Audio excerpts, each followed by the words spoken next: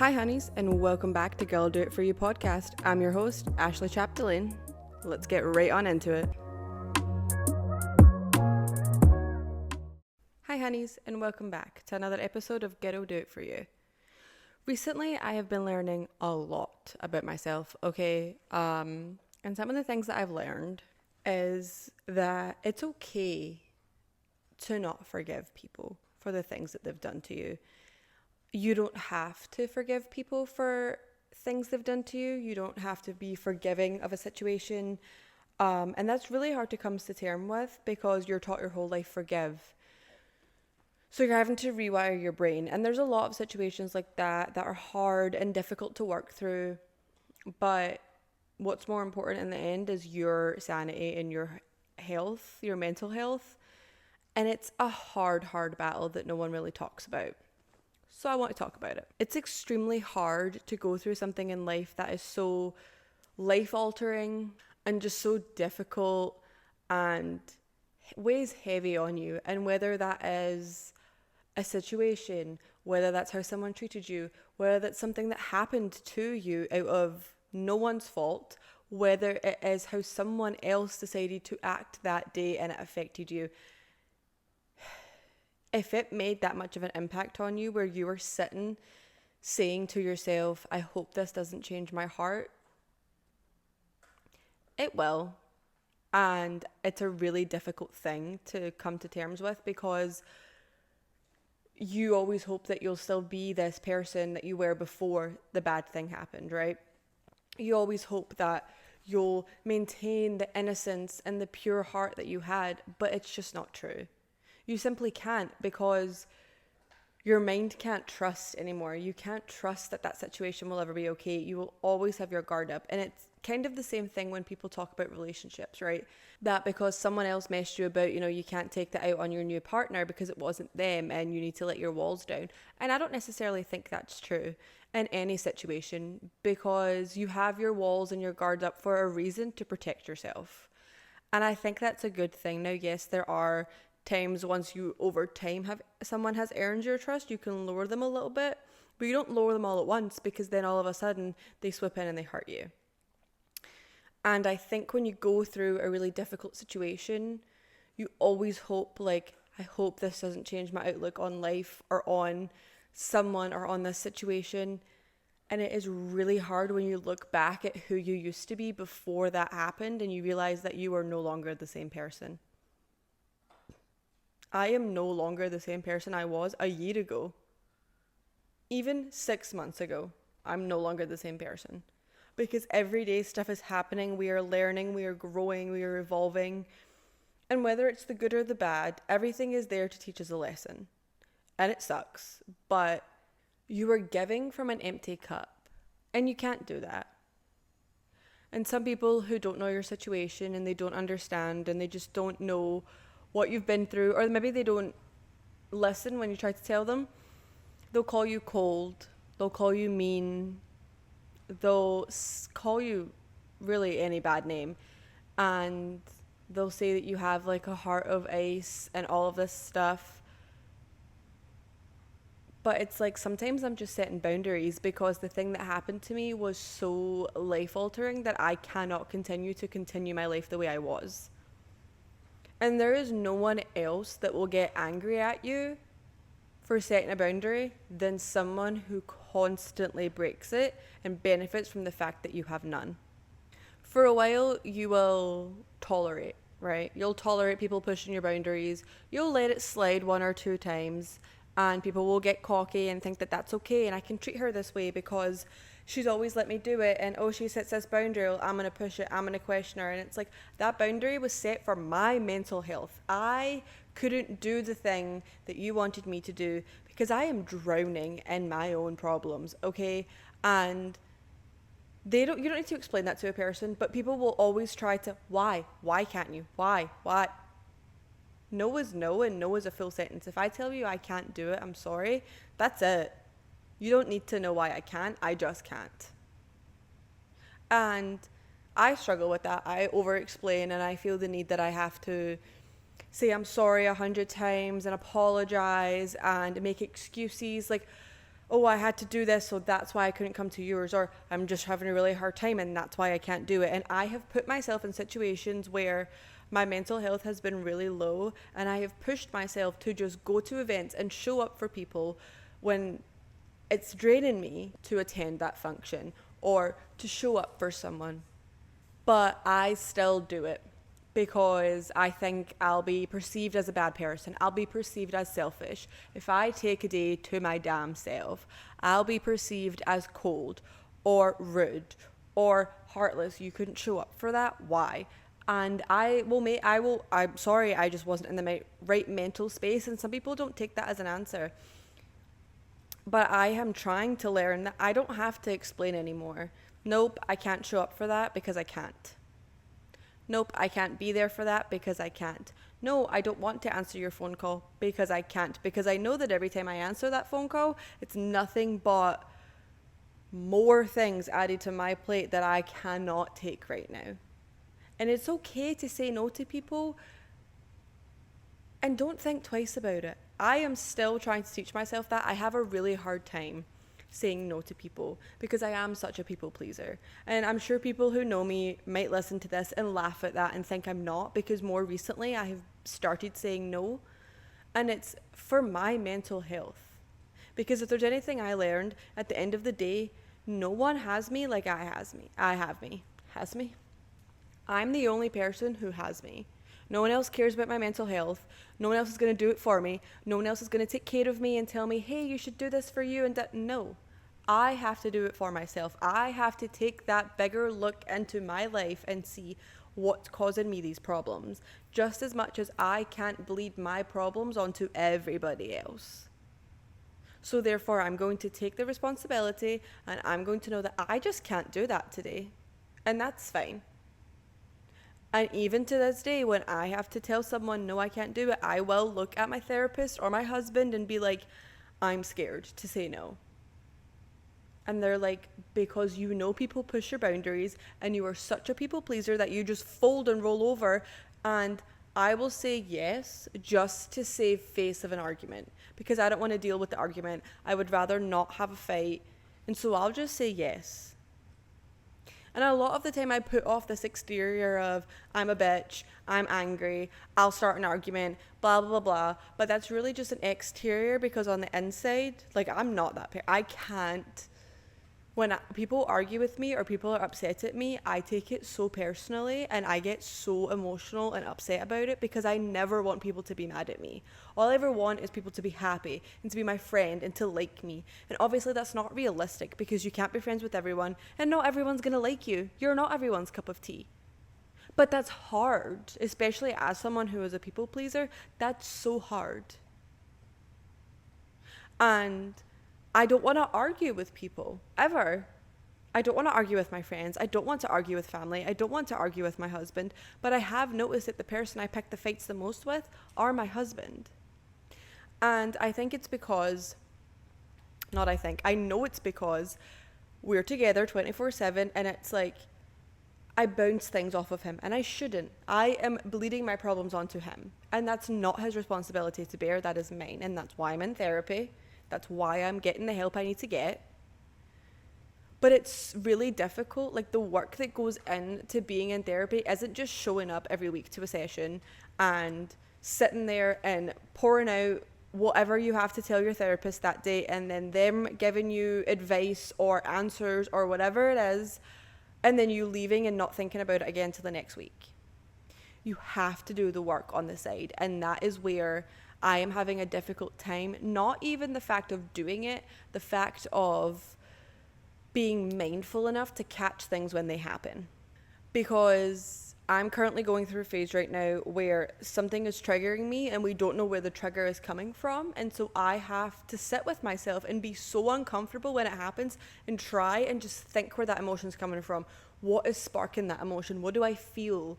Who do I see?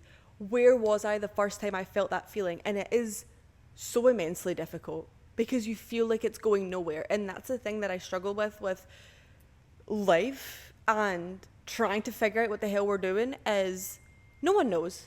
No one has the answer. No one's going to tell you, and no one's going to do it for you.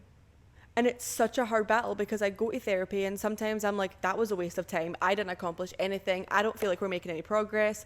And then sometimes I'm like, won't even be at therapy. I'll just be doing whatever. And then all of a sudden it's like light bulb. I know what just happened. I relate. I write it down. I talked to my therapist about it and she was like, this is amazing.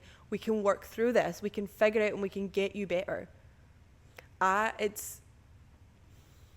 Therapy is not linear and it's terrifying, and I graduated from it. I was really proud of myself. I was in therapy for 2 years. I'd finished. I was so proud of myself. I had got to a really good mental state. I knew how to handle my feelings. I knew how to handle my emotions. And then 6 months later, I ended up back in therapy. And that's okay.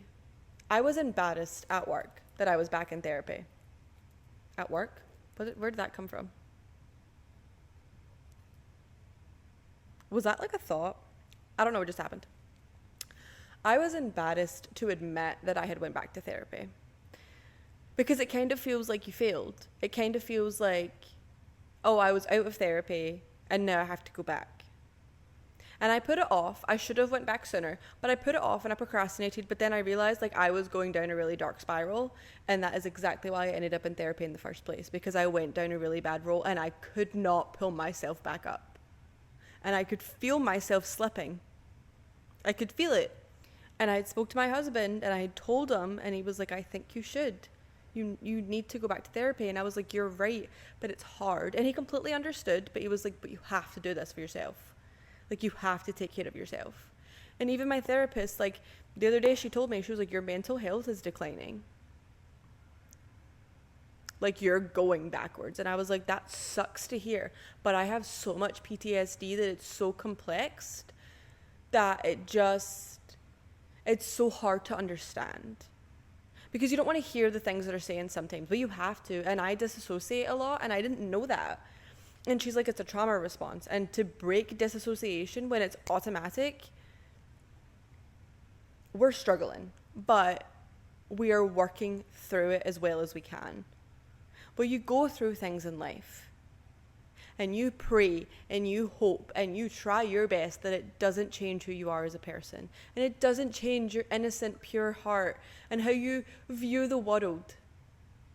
But sadly, it does. And it makes the world a little less brighter. But one thing I have found that has helped me is just leaning into my people and being grateful for what I have. And being thankful for where I am. And when you are so down in the dumps and when you are so focused on everything bad around you, it just feels like you can never get out. I started focusing on the good because I was so busy thinking all these bad things that were happening to me, right? I was like, oh, I got in this fight, or oh, I'm arguing with so-and-so, and oh, no, I'm not talking to this person. And it was just like trivial things, but they were very big in my life. Like the things that had happened were very big, and we're not going to get into it, but they were very big things in my life that I was really struggling with. So I was already struggling. And then I had lost my one grandfather, and then within a year I got married, and then I lost my other grandfather, and then I went back into the rabbit hole, and I was going through all of this turmoil, and I was dealing with all of these things, and then my miscarriage happened. And that really just like, it's so hard. And all of those things, they take a little piece of you with them when it happens. And you don't notice it, and you're too busy focusing on how hard it is and how difficult it may be. And I let things go by, not realizing how grateful I was that I was living the life I actually wanted. I may have had depression, I may have PTSD, and I may have been in a really, really, really bad time, and I'm still not in a great place mentally. But my thing is I am doing the best to be grateful and thankful for what I have and where I am. And I just started with everything. My husband, I am so grateful I have such a supportive husband. This house, I am so grateful and thankful I have a house, I have a pool. I never thought I was going to have a pool in a house. I have that. I have my 2 dogs that love me more than life themselves, and I love them. I have a job that is a fabulous job. I have an amazing boss. I have good coworkers. I have my podcast. I have my TikTok. I am doing the things that I want to do. And I try so much to just remind myself how grateful I am and how thankful I am to have this life. Because 4 years ago, I would not have believed you that I would have been married by now. Actually, maybe not 4 years ago. No, 4 years ago, I had just met Matthew. I wouldn't have believed you if you told me I had been married already for a year and a half. If you had told me I'd been to France again, I had been to Paris, that I had been to London on my honeymoon, that I've been back home twice a year, every year for the past 4 years. Not for great things, obviously, sometimes, but some of those times were really well. My cousin got married, my childhood best friend got married, I got married, I met new friends. I'm not friends with certain people. My jaw would be on the floor if someone had showed me this life of me and been like, that's going to be you in 4 years. I would have been like, you're fucking stupid, because no, it's not. But it is. And that's just what I mean. Like, there are so many things in life that I take for granted, and I don't even, they're not extravagant or expensive or anything like that. They are just the little things in life that I am trying to be more appreciative for. I started going to the gym. I was a person who hated the gym. Okay, I don't know if we spoke about that or not, but I was a person who, you could not drag me to the gym even if there was a line of cookies to the gym. I was a gym hater. I said the gym was a waste of time. I said I'm not doing that. I don't sweat. Now I go to the gym. I've been consistent for 2 months. I'm proud of myself for that. And it's the little things, like I get to go to the gym with my husband. We get to do that together. I love that. I love going to the gym with him. It's so much fun. I get to spend my weekends with my husband doing what we want to do. I'm so grateful for that. I get to come home from work and lay out by my pool. I'm so grateful for that. I get to come home and just do my podcast. I'm so grateful for that. There are so many things that are small and they go by in the blink of an eye because you don't notice them until you look back. But I am living a life that I could have only dreamed of. And yes, there are things that I pick apart and they're not, this isn't perfect and this isn't right and I wish we had da-da-da-da-da. There's always going to be that. No matter if you have $20 million or $20, there's always going to be something. There's always going to be something you want, need, can't have, out of your reach, something better, bigger, fancier, shinier. But you don't need that. What do you need that for? I am just trying to be mindful of where I am, and it's helping me not spiral into this downward slope that I'm going to slip off. Like we are coming close to the edge, okay? And it happens so quickly, and that's the thing with depression and PTSD and any sort of anxiety or anything that lands you in therapy. It happens in the blink of an eye. You think you're fine, and then all of a sudden all the other things that you've been shoving down and pushing back and da-da-da, they just pop up out of nowhere. You're overwhelmed, your cup is overflowing, or your cup is completely empty because you have gave and gave and gave. And who's giving to you? Who's taking care of you? Because you're not. Which is why your cup is bone dry, or your cup is overflowing, because you've either taken on too much or you've gave all of it away. And neither are a good option. You have to take care of you. Something I've also realized that's helping me be really grateful is I have really, really good friends. Like, I'm very grateful for my friends. I'm very grateful for my supportive friends. And it's so funny how the little things that they do or say really just hit you out of nowhere, and you think about it for days and you're like, wow, they're a true friend. Like, it happened with Matthew. I had a night of realization the night before our wedding. I've spoke about it before, where I was like, he really is here for me. Like 125%, this man is here for me. Now I know the night before your wedding, you probably should have realized that before. I had, but how he acted the night before our wedding when I was being treated not very nice was just, I was like, Yep, I did amazing. And you know, you have those over the course of time that you spend with someone where you're like, I picked a good one. You know, when people have kids and they're like, he's a great dad to daughter or son. Like, you have those little moments of, I'm so thankful you're in my life because you are amazing and you are proving it. Like, actions are matching the words. And I had one of those moments with a friend the other day. And I didn't notice it in the moment, but it made me sit back the next day. And I was just like, and I've thought about it ever since it happened. And I'm just like reflecting on my friendships. And I'm like, wow, I truly have a group of friends, all two of us, but they love me. They support me. They are there for me. And it makes you realize why you ever dealt with people who weren't like that before, why you ever put up with anyone's bullshit, and why were some of your best friends or closest friends your biggest fucking haters. Because that's what I realized. I have realized my past friends were not my friends at all. They were my enemies. There are very few people in my life that I still feel that way about. I just don't really associate with them too often. I kind of avoid them if I can. But it's hard to cut people off completely. It's a really difficult thing to do sometimes. And looking back at people I was friends with, I was like, wow, you actually hated me. Like, genuinely did not like me at all. You didn't support me.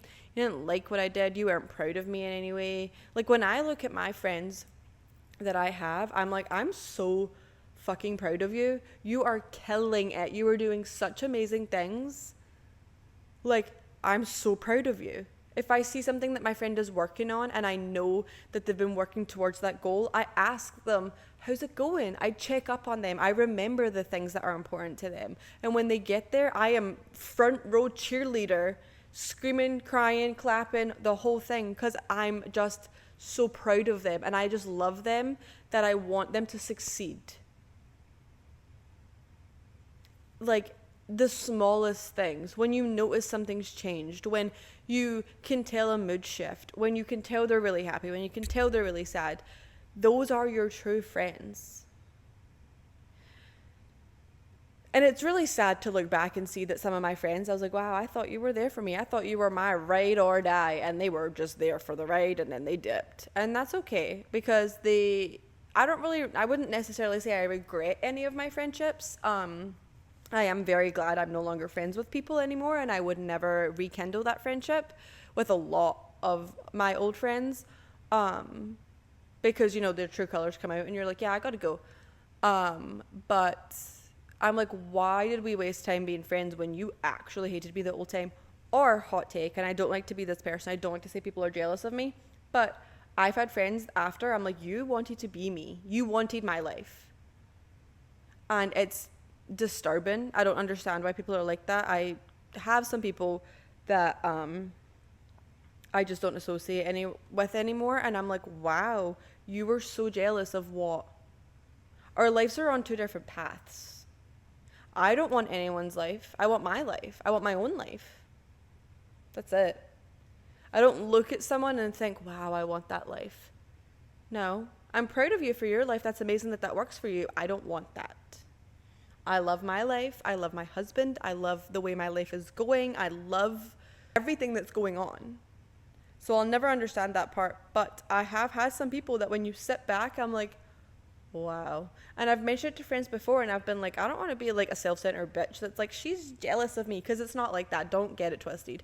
It's more so like she's jealousing. She's a jealous hater pretending she's my best friend, or pretending she's a good friend. Hell, even just pretending to be a friend at all. It's just weird. Like, I don't like you. Like, no. And then they do things and you're like, wow, true colors are starting to show. Okay, and that's when you start distancing yourself. Then eventually it does fizzle out, or there's an argument or something, whatever. But it's just, I will never understand. People have made fun of me for my podcast. People tell me that I shouldn't have it. I've heard no one wants to hear that. It's dumb. No one listens to you. You don't make any money on there. What's the point? Or same with my TikToks. laughs at me. You're just dancing in your bathroom. Like, oh my God, how cringy. How can you put that on the internet? And oh my God, me and this person were talking about your podcast, or me and this person were talking about your TikTok and laughing at you because it's so funny and ridiculous. Like, oh, okay, go fuck yourself, actually. Because guess what? You're not proud of me. I'm proud of me. Because I'm doing the damn thing. I am putting myself out there. Also, why are you so mad that I am doing something for myself? You don't like the podcast? Don't fucking listen. You don't like my TikToks? Unfollow me. But that's so funny. You still follow me. Huh. That's so weird. Like, it's the weirdest thing to me.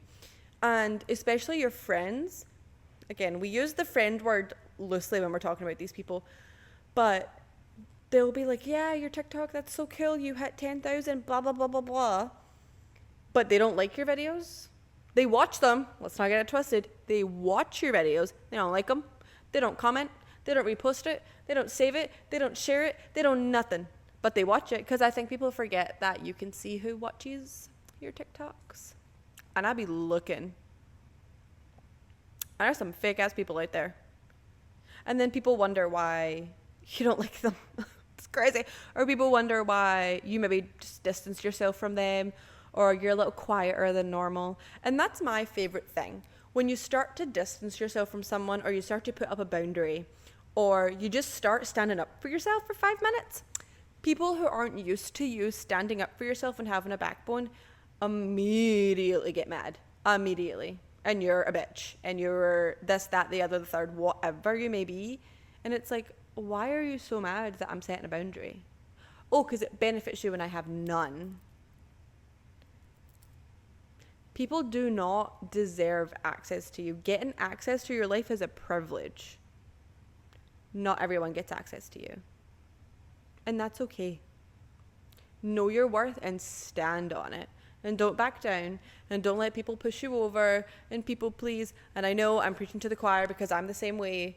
I'm working through it, okay? It is never ending. Never ending. It is a constant work to set boundaries with people who don't understand boundaries and constantly push them, and you're just keeping and going. And sometimes you have to stop talking to people, and that's okay too. However you have to handle it for you, you do you. You handle it how you need to handle it. I never would have considered myself a people pleaser until I went to therapy, because like I said, I had this hard exterior shell persona that I gave off of, don't fuck with me, I don't fucking like you, I'm a bitch, I'm rude, I'm angry, I'm pissed off, I don't like you, da da da da, I'll start an argument, but that really wasn't who I was. And so I was all kind of all bark, no bite, kind of was how I used to be. Now I'm not really like that. Now I will stand up for myself, but I'm not gonna, like, I have a level of where I'm just like, this is not worth my time, I'm leaving. And people usually don't like that because people like to yell and get what they have to say out. And it's like, you don't need to be heard. Actually, I don't have to listen to you ever. And that's fine. But I would never have considered myself a people pleaser until I went to therapy and we really dug deep at my life. And we started looking into how I acted and how I was treated and how I treated people and how I reacted in certain situations. And that's when it really came up. And I was like, oh, okay, I do things to please other people. I do things to save face of an argument. I put people above my own needs. And I've stopped doing that.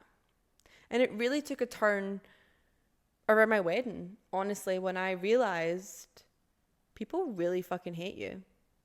I had people involved in my wedding who I had involved in my wedding because I had no choice.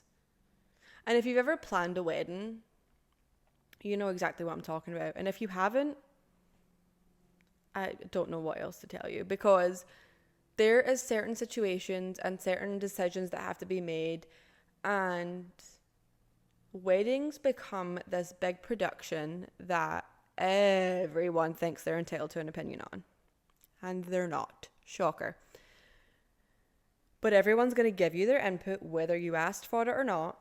And it will affect you as much as you'll think, no. But you'll think about it and you'll probably cave if you're a people pleaser like I was, and you'll do it. I did things for other people at my wedding that I know if I was to go and get married again, I would never. because I regret a lot of the decisions that were made in my wedding because other people forced me to do it. And it felt like I had to. And I regret it. I regret making those decisions. And it sucks because I look at my wedding photos and I'm like, you fucking hated me. You're standing there and you hated me the whole time. Or you talked shit about me at my own wedding. That's fucking wild. But somehow I'm still supposed to respect a person and I'm supposed to allow that person in my life. Make it make sense. The end of 2023, middle to end of 2023 to the middle of 2024, that whole year was such an eye-opener for me on true friendship and true family and people who were actually there for me. And I was like, wow, less people than I fucking thought, which was astounding. But people are fake. People are spiteful. People are just nasty and mean for no goddamn reason. And that's okay to cut those people out of your life and don't fucking speak to them. Because I don't need that. If you can stand there next to me on my wedding and actually not like me and fake it, and it is showing in all the pictures I have from my wedding of these people not liking me.